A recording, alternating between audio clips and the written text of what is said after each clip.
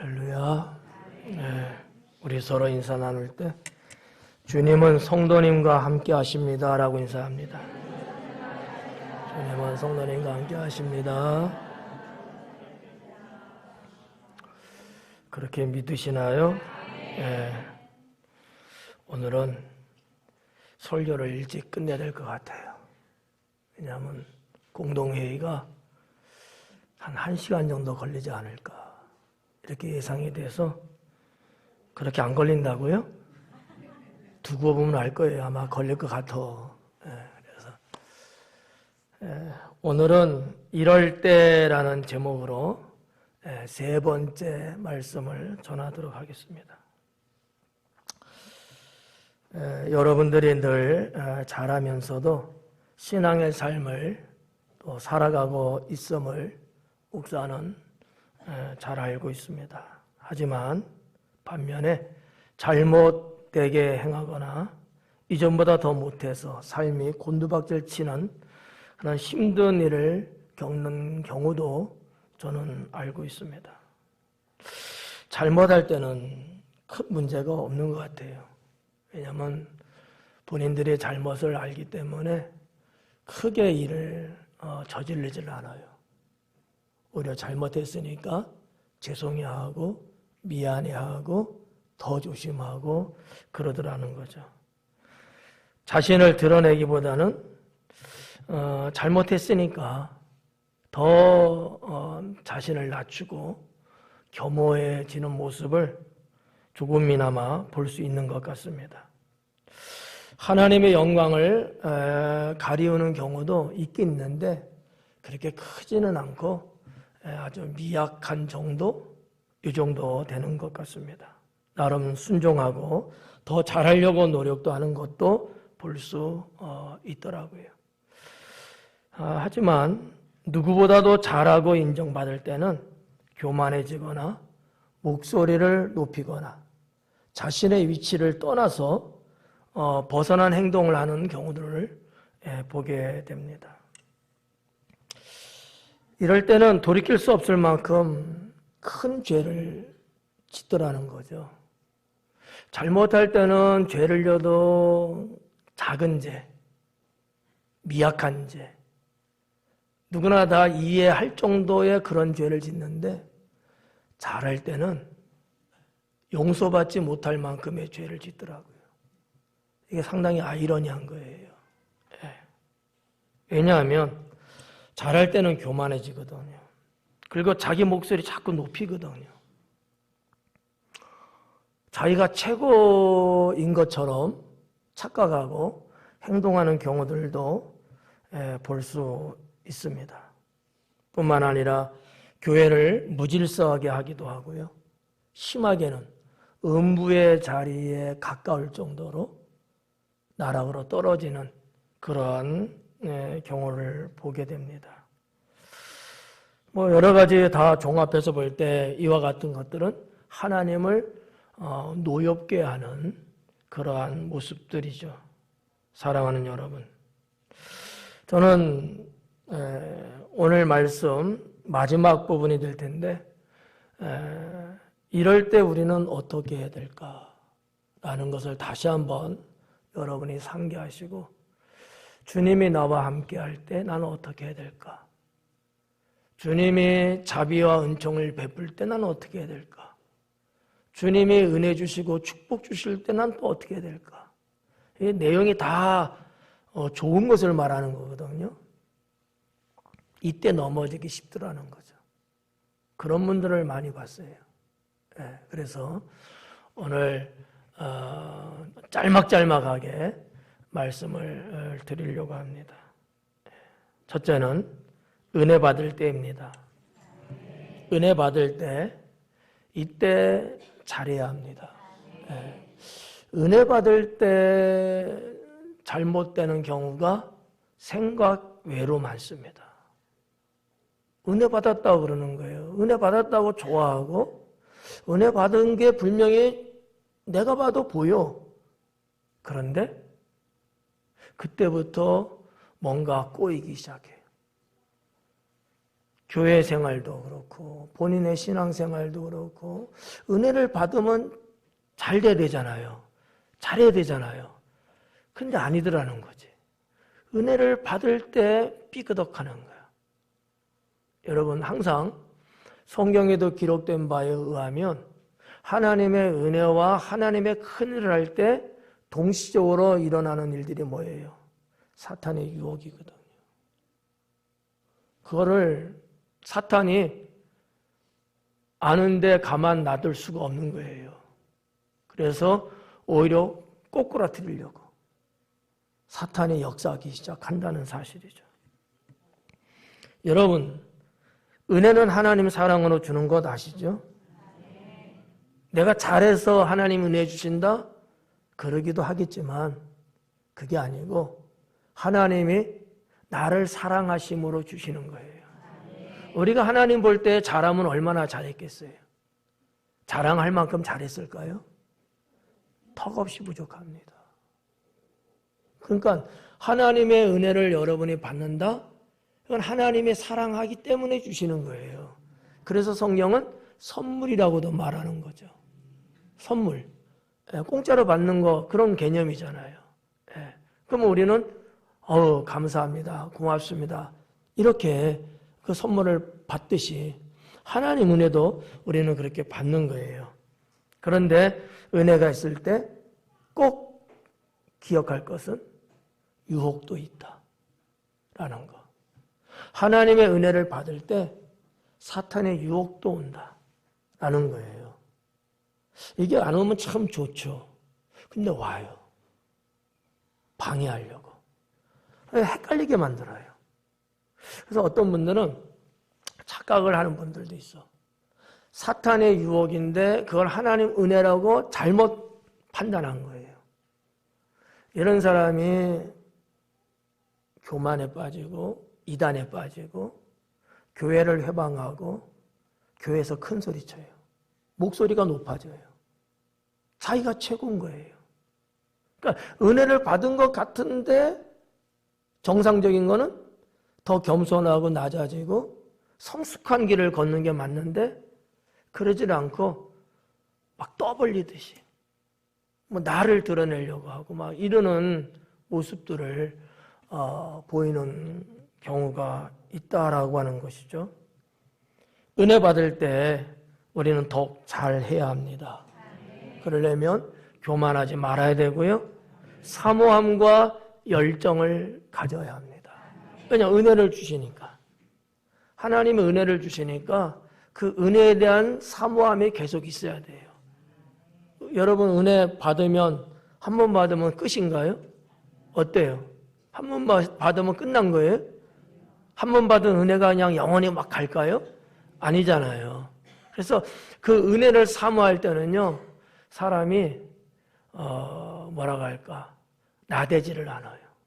은혜를 받을 때는 상당히 주님 앞에 공손하고 겸손하고 그런 사모함이 아주 절절 막 끌어 넘친다고 표현하잖아요. 그렇게 돼. 이런 사모함이 있어야 돼. 하나님 은혜 받을 때는. 그래서 하나님의 은혜가 계속해서 공급돼야 세상의 죄악과 사탄의 유혹을 이겨낼 수 있는, 차단시킬 수 있는 능력이 나타나게 되거든요. 뿐만 아니라 사모함과 더불어 열정도 가지셔야 합니다. 이제 은혜 받았으니까 이제 좀 쉬어볼까? 이거는 여행 가서는 하는 거야. 은혜 받을 때는 열정을 가져야 돼. 왜? 하나님이 왜 은혜 주셨겠어요? 주님의 선한 일을 행하라고. 하나님 영광 돌리려고 한 거 아니겠어요? 그래서 열정을 가져야 되고요. 무엇보다도 믿음으로 굳건하셔야 된다. 은혜 받을 때 흔들리지 않도록. 여러분이 하나님 은혜 받을 때 흔들리지 않도록 반석에 굳건하게 쓰셔야 된다라고 하는 거죠. 두 번째는 응답받을 때입니다.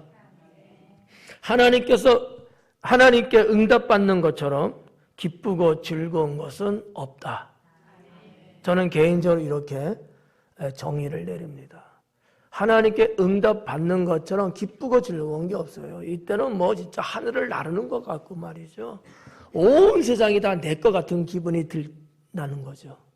너무 좋은 거예요. 응답을 받았잖아. 사람한테 부탁을 했는데 그 사람이 청을 들어주는 것도 얼마나 좋아요. 근데 하나님이 그거를 들어주시고 하나님이 해주신다는 거예요. 이게 여러분 얼마나 기가 막힌 일입니까? 하지만 응답을 자기 자랑으로 여겨서는 안 된다라는 거죠. 응답 받았을 때 요게 약점이에요. 아, 내가 이렇게 해서 응답 받았다. 자기 자랑을 늘어놓기 시작하는 거야. 우리 목사님들 중에서도 이런 분이 있어요. 성도님들이 뭐 성령의 은사를 받고 뭐 이렇게 또 축복도 받고 그러잖아요. 예. 성령의 은사는 누가 주고 복은 누가 주시는 거죠? 근데 하나님이라고 그러지 않고 내가 해서 그렇게 됐다 그래요. 내가 기도해줘서 방언 받았고 내가 기도해서 축복받았다 이렇게 말하는 분도 있어요. 저도 그래요? 저는 그럴 수가 없어. 그런 신앙 사상이 없어. 하나님이 하신 거야 다. 그런데 응답받고 나서 어떻게 생각해요? 내가가 들어가는 순간부터 사탄에게 넘어가기 시작하는 거예요. 그냥 꼬꾸라지기 시작하는 거야. 꼬꾸라지. 여러분 이걸 조심해야 된다는 거죠. 여러분이 하나님께 응답받는 일들이 살면서 많을 거예요. 기도를 해서도 응답받고 기도는 안 하지만 그래도 마음의 사모함과 주님을 향한 열정을 갖고 섬기어 나갈 때도 하나님이 응답 주시는 경우가 허다하시거든요. 그럴 때 내 자랑으로 여겨서는 안 된다. 물론 여러분이 기도도 했고 열심히도 했고 한 건 맞아요. 그렇다고 해서 받은 것을 내가 잘해서 내가 뭐해서 내가 어째서 내가 들어가면 내 까라 가야지 뭐. 그건 아니다. 하나님 말씀하시는 진리는 그거 아니다. 주님께 그럴수록 영광을 돌려야 되겠죠. 응답받을 때 하나님의 선한 성도가 되어야 된다고 저는 믿습니다. 여러분이 응답받을 때 하나님의 선한 성도가 되라. 응답받을 때 하나님 눈밖에 나고 죄를 벗삼는 그러한 성도 되지 말고 응답받을 때 하나님 앞에 선한 성도, 정말 아름답고 예쁜 그러한 성도가 될 수 있기를 축원합니다. 세 번째는 잘할 때입니다. 이거 뭐 우리 계속 그냥 어떻게 된다고 잘해야 된다고 막 이렇게 고백했는데 잘할 때예요. 여러분 잘할 때 있죠? 겸손해서 대답 안 해. 잘할 때 없죠? 왜 처음부터 그렇게 안 해? 스타일 이상해. 그냥 목사가 여러분 잘할 때 있어요 인정일 때는 그냥 아멘 하면 돼. 여러분 잘할 때 있어요. 아주 많아요 제가 볼 때. 근데 잘할 때 문제인데 잘할 때는 어떻게 해야 되냐 이거지. 내가 잘할 때 좋은 거잖아요. 잘할 때 사탄을 경계하셔야 합니다. 여러분 성경에 나오는 뭐 욥 봐봐요. 뭐라 기록했어요? 잘했대 못했대요? 아주 잘했대요. 하나님이 자랑하잖아요 사탄한테. 그럴 때 사탄이 배가 아픈 거야. 저걸 가만 놔둘 수가 없어. 하나님의 사랑을 듬뿍 받는 거예요. 그 꼴을 볼 수가 없는 거예요. 그래서 사탄이 휘어잡기 시작합니다. 아주 못 살게 합니다. 아주 피곤하고 힘들게 만듭니다. 사탄을 경계해야 된단 말이에요. 욥은 어떠한 측면에서 사탄의 그와 같은 아주 고통스러운 핍박이 계속 일어날 때도 여전히 사탄을 경계하고 나갑니다. 만약에 이게 없으면 첫 번째 사탄이 딴지를 걸을 때 넘어가 버렸을 거예요. 근데 욥은 넘어가지 않아요. 여전히 힘들고 어렵지만 하나님을 기억하고 하나님께 말 한마디를 하더라도 영광을 돌려. 아까 김연훈 선생님이 말했잖아. 칭찬에 대해서. 그러듯이 여전히 하나님이 행하신 것에서 자랑하고 하나님의 선하심을 높여 올려드리는 거예요. 사탄이 그래도 넘어가지 않고 있는 거야 지금. 끝까지 이 모습을 유지하기 시작합니다. 여러분, 잘할 때 사탄 경계하셔야 합니다. 여러분 잘할 때 주변 사람들이 뭐라 그래요? 칭찬해 주죠. 이때 조심하자. 고맙죠. 칭찬해 주면 얼마나 고마워요. 고마운 건 맞는데 이때 사탄을 경계하지 못하면 칭찬이 저주로 바뀔 수 있습니다. 분명히 나를 칭찬해 준 건데 그 칭찬 때문에 내가 저주받은 사람처럼 쓰러질 수밖에 없는 거예요. 그러니까 잘할 때 사탄을 경계하자. 네, 사탄은 언제나 우리 주변을 맴돌고 있습니다. 어떻게든지 여러분을 사망으로 끌고 가야 되거든요. 네. 근데 하나님은 여러분 잘했대요. 여러분 스스로 볼 때도 내가 보는 게 잘한 것 같아. 이럴 때 경계하지 못하면 큰일 납니다. 오늘 12명 선출하기 위해서 선거를 하는데 여러분 이따가 잘 봐요. 예. 어떻게 본인이 잘했다고 하면서 얼만큼 교만한지 겸손한지 사탄의 유혹이 있는지 없는지 한번 잘 봐봐요. 예. 사탄을 경계하지 못한 사람은 떨어질 수도 있어. 사탄을 경계를 잘하고 본인의 믿음을 지키고 하나님 앞에 영광을 돌리는 사람은 하나님이 합격을 붙여줄 수도 있어요. 우리 인생이 그렇다는 거죠. 근데 여러분 한 가지 조심할 게 있는데 그게 뭐냐? 잘하려고 죄악된 것을 방법으로 삼아서는 안 된다. 제가 여러분 잘했다고 칭찬을 한 거예요. 그럼 여러분은 어떠한 마음이 생기냐면 더 잘하려고 하는 마음이 생겨요. 문제는 더 잘하려고 죄악된 방법도 막 쓰는 거야. 성경에 무슨 말이 있어요? 죄가 큰 죄를 지은 사람일수록 은혜가 더 크다고 그랬어. 그러면 더 큰 애 받으려면 어떻게 해야 돼요? 더 큰 죄를 지어야 돼. 이게 말이 돼야 안 돼요? 안 되죠. 무슨 말인지 이해 가요? 50%는 이해를 못하고 있는 것 같아요, 지금 보니까. 네. 더 잘하려고, 여러분, 더 잘하려고, 네? 더 행패를 부리고, 더 주인 행사하고, 더 나대고, 더 막 이러면서 하나님 앞에 성경적으로 볼 때 진리가 아니고 선하지 않고 은혜롭지 않은데 불구하고 막 그런 일들을 하는가, 더 잘하려고. 더 잘하려고 하는 그 마음과 용기는 좋지만 방법이 악해서는 안 된다라는 거예요. 이거 조심해야 된다. 여기에 빠지는 사람들이 적지 않게 많아요. 예. 여러분, 뭐 세상에서도 아마 그럴 거야. 여러분 그러잖아. 정치 세계에서 보면은 뭐 대통령이라든지 주무 장관이라든지 누군가 막 칭찬해주고 잘한다고 직접 올려주면 그 부하 직원들이 어때요?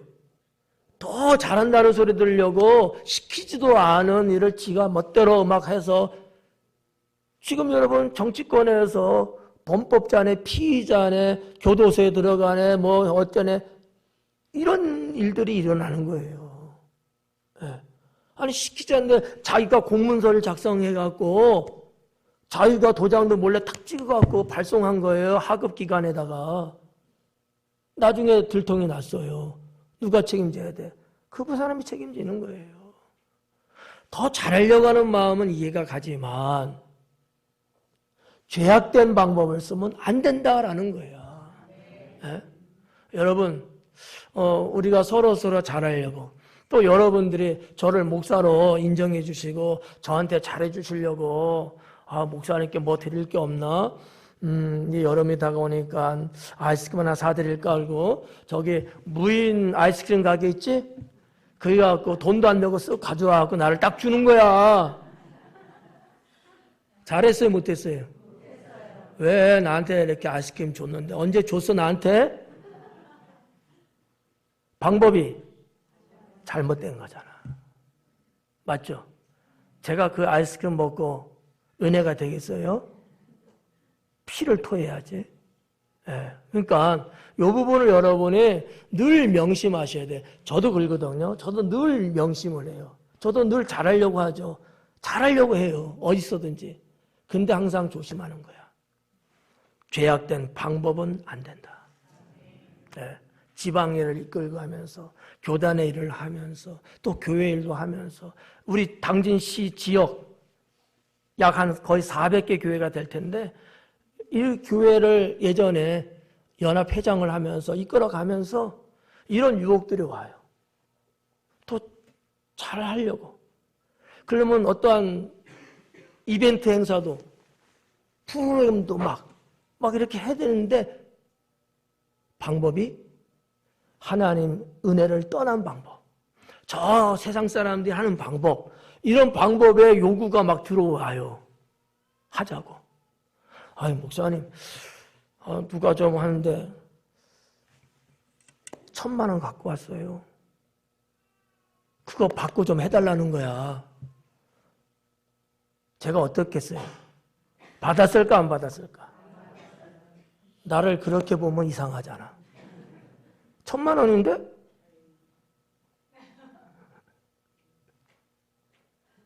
정중하게 거절하고 임원들한테 이건 아니다. 돌려보내고 그분은 우리 지방에 들어올 수가 없었어요. 끊었어요. 방법이 잘못된 거야. 자격을 갖추고 실력을 갖추고 뭔가 정상적으로 해야 되는 거죠. 그런 계약된 방법으로 뭘 하려고 한다?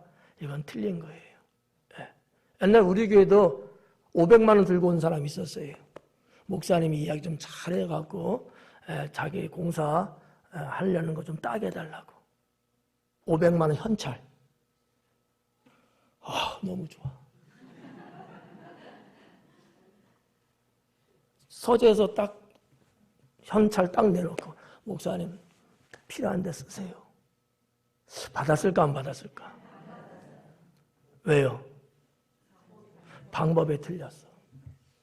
정상적으로 잘하면 내가 개입 안 해도 그쪽에서 당연히 공사 수주한 걸 줄 것이고 내가 그거 뇌물인데 목사가 뇌물 받아서 되겠어요? 안 되지. 여러분 이런 것들이야 다.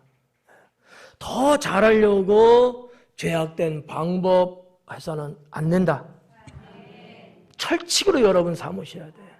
이거는 신앙생활뿐만 아니라 여러분 직장이나 사회생활 하는데도 이런 일들이 얼마든지 일어날 수 있는 것들이거든요. 그러면 안 됩니다. 잘할 때는 더욱 겸손해야 되고요.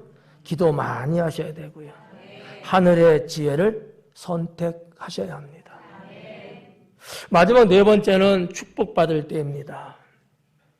하나님 주시는 축복은 상급에 해당된다라고 할 수도 있습니다. 하나님 주시는 상급, 축복은 여러분이 하나님의 축복을 받는다? 하나님 주시는 상급 이렇게 봐도 틀린 건 아니에요. 너무나 좋은 거죠. 근데 축복을 받으면 받는 축복을 헛되이 사용하지 않도록 하셔야 합니다. 어떤 분들은 하나님 보시기에 참으로 좋았어요. 그래서 하나님이 상급으로 복을 주셨어요. 근데 그 복을 받은 걸 갖고 더 축복받는 삶을 살지 못하고 탕자처럼 사는 사람도 있어요. 하나님 주신 축복을 헛되이 막 쓰는 거야. 정말 가치 있게 써야 되고 복음을 위해 써야 되고 선하게 써야 되는데 그렇잖아요.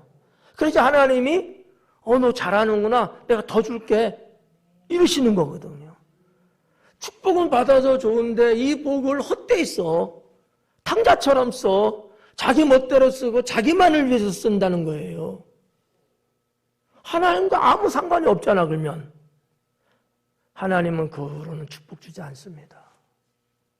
여러분, 하나님께 축복받을 때 정말 받은 축복을 잘 쓰셔야 합니다. 네. 축복이 되도록 더욱 하나님께 헌신하는 성도가 되어야 된다고 믿습니다.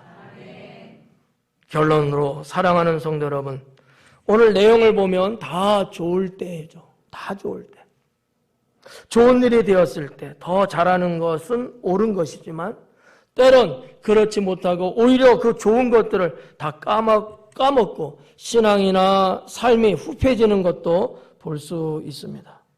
저는 여러분의 목사로서 하나님으로부터 이럴 때라는 말씀을 받게 되었고요.